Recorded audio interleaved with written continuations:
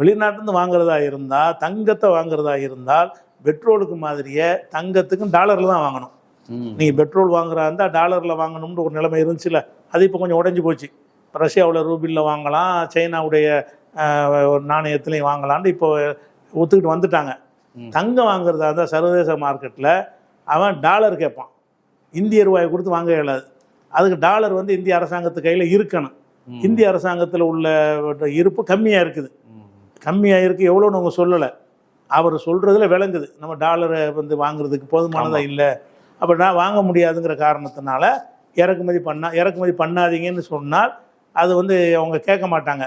அதுக்காக என்ன செய்ய, மக்கள் வாங்காதீங்கன்னு சொன்னால் வியாபாரம் நடக்காது, அவன் இறக்குமதி பண்ண மாட்டான் அப்படின்னு சொல்லி மக்களை வாங்காதீங்கன்னு ஒரு சொல்கிறாரு. அது பொருளாதார முடிவு தானே? இல்லை, அது இப்போ சரியில்லை. ஏன்னு கேட்டால் இப்போ டாலரில் தான் வாங்கணும்ன்றது இருக்குல்ல, அதுக்கு என்ன காரணம்னு கேட்டால் அந்த அக்ரிமெண்ட்டில் அவங்க இருக்கிறது தான் காரணம். அமெரிக்காவோட அதை உடைக்கிறதுக்கு தானே பிரிக்ஸ்ன்னு ஒன்று போட்டியே.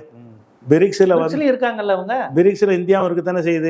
அப்போ இந்தியாவும் சேர்த்து அந்த பிரிக்ஸில் உள்ள ஐ வந்து இந்தியாவை தான் குறிக்குது. அப்போ பிரிக்ஸில் இவங்க ஒரு உறுப்பினராக இருக்கிறாங்க.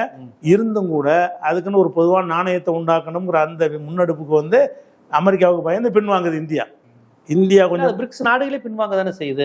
ஏன்னா அந்த நாடுகள்லாம் இனிமே அமெரிக்கால எந்த முதலீடும் செய்ய முடியாது, வியாபாரம் செஞ்சா ஏகப்பட்ட டாக்ஸ் போடுவேன்னு அமெரிக்கா ட்ரம்ப் மிரட்டுறாரு. அதனால அந்த முடிவை ஏற்கனவே அவங்க எடுத்து பின்வாங்கிடுறாங்களே. அந்த பொது நாணயம் பின்வாங்கினது காரணமே இந்தியா மாதிரி சில நாடுகள் வந்து பேக்கடிச்சதுனால தான். இவங்க உறுதியா இருந்தா பண்ணிடுறாங்க. அதுக்கு ரஷ்யாவும் உறுதியா தான் இருக்கு. அதனால தான் இன்னைக்கு வரைக்கும் அவங்க ரஷ்ய நாணயத்துல பெட்ரோல் வித்துக்கிட்டு இருக்கிறாங்கல்ல. பொதுவான ஒரு நாணயம் தான் உண்டாக்கலையே தவிர டாலர் இல்லாத வர்த்தகம் நடக்குது இன்னைக்கு. அன்றைக்கி டாலரில் மட்டும்தான் என்ன வாங்கணும்னு இருந்துச்சு, அதை உடைச்சிட்டாங்க. டாலர் இல்லாத வர்த்தகம் தான் ஜாஸ்தியாக நடக்கிறது. இந்த நாடுகள் சைனாவுடைய ரூபாயில் பெட்ரோல் வாங்கலாம், ரஷ்ய ரூபாயில் வாங்கலாம்ங்கிற அளவுக்கு கொண்டு வந்துட்டாங்க. ஈரானுடைய சப்ளை கூட என்ன செய்கிறாங்கன்னா, டாலர் நாங்கள் விற்க மாட்டோம், எங்கள்கிட்ட என்ன வாங்குறதா இருந்தால் ரஷ்ய ரூபாயை கொடு, இல்லை சைனா ரூபாயை கொடு, அதில் தான் நாங்கள் வாங்குவோம்னு சொல்லி டாலரை உடைச்சி விட்டாங்க. அதே மாதிரி வந்து இந்த தங்கத்துக்கு என்ன செய்யலாம்னா, அங்கே பிரிக்ஸில் நாங்கள் தனி நாணயம் வச்சுருக்கிறோம், அதைத்தான் தருவோம்னு சொல்லிட்டாங்கன்னு சொன்னால் தங்க வியாபாரி வந்து அதுக்கு கட்டுப்படுத்த ஆகணும். எல்லா நாடுகளும் ஒரு பெரிய கூட்டமாக வந்துருச்சுன்னு வைங்க, அவன் தங்கத்தை விற்க முடியாத பருமேலு.